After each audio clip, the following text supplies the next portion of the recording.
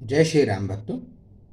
मैं हूं आशीष गोपाल दास और आज हम राम राज्य कैसा था इसके बारे में गोस्वामी तुलसीदास जी अपने रामचरितमानस में क्या कहते हैं इससे जानेंगे।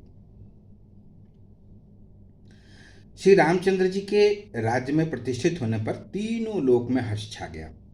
उनके सारे शोक समाप्त हो गए, किसी का किसी से वैर नहीं और रामचंद्र जी के प्रताप से जो सब आंतरिक भेदभाव था वो सारा का सारा मिट गया।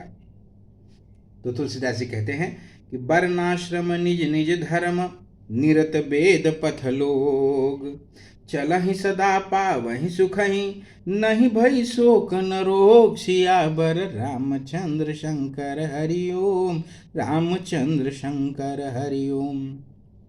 सब लोग अपने अपने वर्ण और आश्रम के अनुकूल धर्म में तत्पर तथा सदा वेद मार्ग पर चलते हैं और सुख पाते हैं। उन्हें किसी बात का भय नहीं है, न शोक है और न कोई रोग सताता है। दैहिक दैविक भौतिक तापा राम राज नहीं काहूं व्यापा। और सब नर करहि परस्पर प्रीति चलहि स्वधर्म निरत श्रुत नीति। चारे चरण धर्म जग माही पूरी रहा सपने अघनाही। राम भगति रत नर अरु नारी सकल परम गति के अधिकारी। अल्प मृत्यु नहीं कवन्यु पीरा सब सुंदर सब बिरुज शरीरा। नहीं दरिद्र को दुखी न दीना नहीं कोई अबुध न लक्षण हीना। सब निर्दर्भ धर्मरत पूनी नर अरु नारी चतुर सब गुनी। सब गुणज्ञ पंडित सब ज्ञानी सब कृतज्ञ नहीं कपट सयानी। बाबा तुलसीदास जी कहते हैं कि राम राज्य में दैहिक दैविक और भौतिक ताप तो किसी को व्यापते ही नहीं थे। सब मनुष्य परस्पर प्रेम करते थे और वेदों में बताई हुई नीति यानी मर्यादा में तत्पर रहकर अपने अपने धर्म का पालन करते थे। स्वधर्म निरत श्रुत नीति।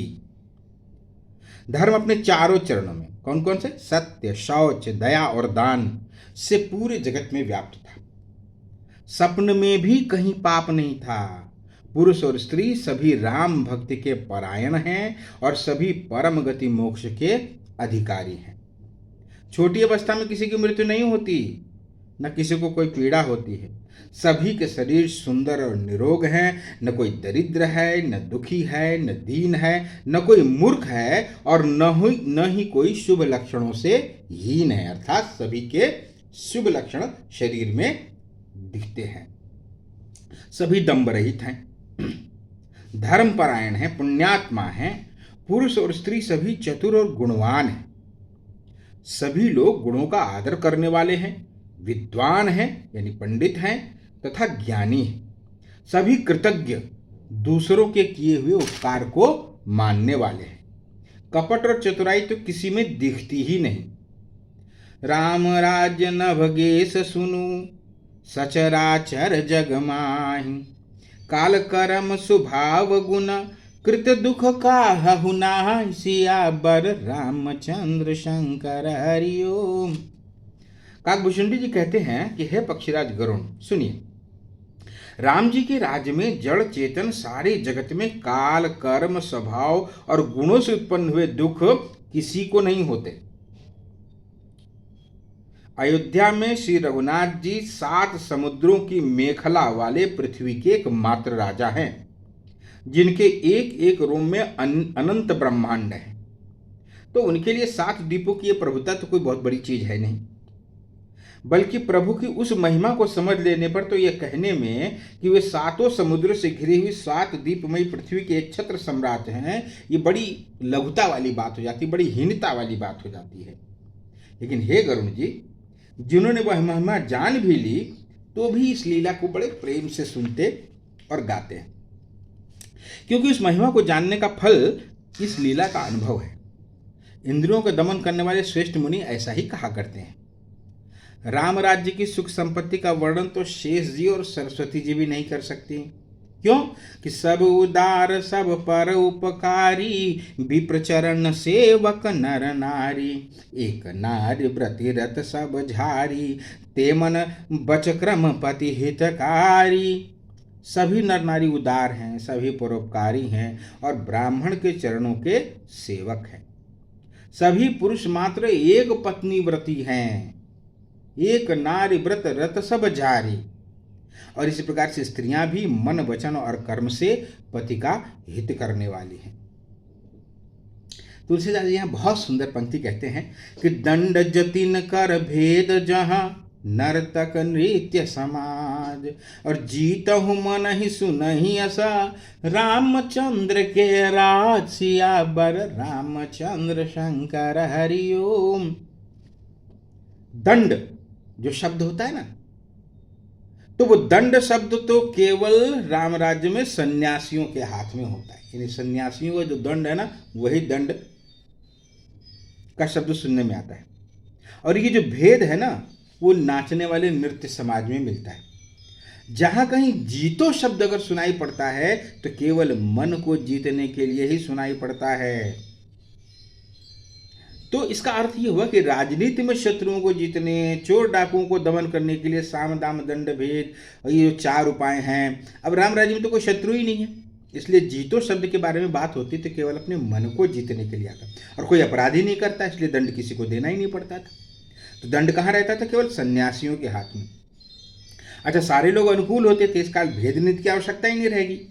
तो भेद शब्द कहाँ होता था? केवल सुर और ताल का जो भेद होता था ना, वहीं पर भेद शब्द सुनाई पड़ता था। आगे तुलसीदास बाबा कहते हैं कि वन में वृक्ष सदा फूलते और फलते हैं, हाथी और सिंह भी बैर भूलकर साथ साथ रहते हैं। पक्षी और पशु स्वाभाविक ने जो अपना स्वाभाविक बैर है ना, वो भुला दिया है और रामराज में सब प्रेम से रहते हैं। कूजहि खग मृग नाना वृंदा, अभय चरहि बन करहि आनंदा। शीतल सुर विपवन बह मंदा, गुंजत अलिले चली मकरंदा। लटा बिटप मांगे मधु चहवहीं, मन भावत धेनु पय स्रवहीं। शशि संपन्न सदा रह धरनी, त्रेता भय कृत जुग कै करनी। प्रगति गिरन विविध मनि खानी, जगदात्मा भूप जग जानी। सरिता सकल बहई बरबारी, शीतल यमल स्वाद सुखकारी। सागर निज मर ज्यादा रहई, डारहि रत्न तटिन नर लहई। सरसिज संकुल सकल तड़ागा, अति प्रसन्न दस दिशा विभागा। बाबा तुलसीदास जी कहते हैं कि पक्षी कूजते हैं, यानी मीठी मीठी बाणी बोलते हैं। भांति भांति के पशुओं के समूह वन में निर्भय होकर के विचरते हैं और आनंद करते हैं। शीतल मंद सुगंधित पवन सदैव चलता रहता है। भौरे पुष्पों का रस लेकर के चलते हुए और गुंजार करते हुए चलते हैं। बेले वृक्ष मांगने से ही मधु टपका देते हैं। गौए मनचाहा दूध देती हैं। धरती सदा खेतों से हरी भरी रहती है। और त्रेता युग में तो जैसा लगता है कि सत्ययुग की करनी हो गई हो। समस्त जगत की आत्मा भगवान को जगत का राजा जानकर पर्वतों ने अनेक प्रकार की मणियां और खाने प्रकट कर दी। नदियां श्रेष्ठ शीतल निर्मल और सुखप्रद स्वादिष्ट जल बहाने लग गईं। समुद्र अपनी मर्यादा में रहता था। वे लहरों के द्वारा किनारे पर लाला के रत्न डाल देते थे, जिन्हें मनुष्य पा लिया करते थे। सारे तालाब कमलों से परिपूर्ण हैं। 10 दिशाओं के जो विभाग हैं, सभी प्रदेश हैं, अत्यंत प्रसन्न है। विदुमहि पूर मयूखनी रवि, तप जितने ही काज। मांगे बारिद देहि जल, ध्यान से सुनिएगा। मांगे बारिद देहि जल, रामचंद्र के काज सियावर रामचंद्र शंकर हरिओम। श्री राम जी के राज्य में चंद्रमा अपनी अमृतमयी किरणों से पृथ्वी को पूर्ण करे रहते हैं। सूर्य उतना ही तपाते हैं जितने की जरूरत होती है, और मेघ मांगने से जब चाहे जितना उतना जल प्रदान कर देते हैं। प्रभु श्री राम जी ने करोड़ों अश्वमेध यज्ञ किए, ब्राह्मणों को अनंत दान दिया। रामचंद्र जी वेद मार्ग के पालने वाले, धर्म की धुरी को धारण करने वाले और तीनों गुणों से अतीत और भोग ऐश्वर्यों में इंद्र से भी महान है। शोभा की खान, सुशील और विनम्र सीता जी तो सदा पति के अनुकूल चलने वाली हैं। वे कृपा सागर श्री राम जी की प्रभुता महिमा को जानती हैं और मन लगाकर उनके चरण कमलों की सेवा करती हैं। कहते हैं तुलसीदास महाराज कि यद्यपि गृह सेवक सेवकनी विपुल सदा सेवा विधि गुनी निज निज निज कर गृह परिचर्या करई रामचंद्र आयस अनुसरई। यद्यपि घर में बहुत सारे यानी अपार दास और दासियां और सभी सेवा के बीच में बड़े कुशल हैं, लेकिन स्वामी की सेवा का महत्व जानने वाली श्री सीता जी घर की सब सेवा अपने हाथों से ही करती हैं और श्री रामचंद्र जी की आज्ञा का अनुसरण करती हैं। कृपा सागर श्री रामचंद्र जी जिस प्रकार से सुख मानते हैं श्री जी वही करती हैं, क्योंकि वे सेवा की विधि को जानने वाली हैं। घर में कौशल्या आदि सभी सासुओं जी की सीता जी सेवा करती हैं। किसी बात का न तो उन्हें अभिमान है और न मद है। शिव जी कहते हैं उमा रमा ब्रह्मादि वंदिता जगदम्बिका संतत मनिंदिता। शिव जी कहते हैं कि हे उमा, जगत जननी जो सीता जी हैं ब्रह्मा आदि देवताओं से वंदित और सदा आनंद सर्वगुण संपन्न है। तो इस प्रकार से भक्तों आज हम लोगों ने श्री राम जी के राज्य में कैसी सुख समृद्धि थी, कैसा वातावरण था, कैसी दिव्य आभा थी और कैसे नर नारी थे, इसके बारे में विस्तार से जाना। हम एक आदर्श राजा से अपेक्षा करते हैं, शासन के नायकों से अपेक्षा करते हैं कि वे श्री राम जी के राज्य से प्रेरणा लेंगे और स्वयं भी इसी प्रकार से ऐसे राम राज्य की स्थापना में तन मन और धन से और मन वचन और कर्म से ऐसा प्रयास करेंगे कि सभी नागरिकों के लिए राम राज्य जैसी परिस्थितियां उत्पन्न हो। अब भक्तों से विदा लेते हैं, फिर किसी ऐसे ही सुंदर आध्यात्मिक भगवान के रूप गुण नाम लीला के कीर्तन से संबंधित लीला का श्रवण हम अपने अगले खंड में करेंगे।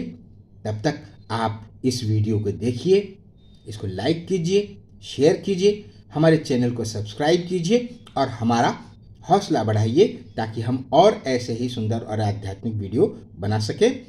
जय श्री राम। आपका दिन शुभ हो।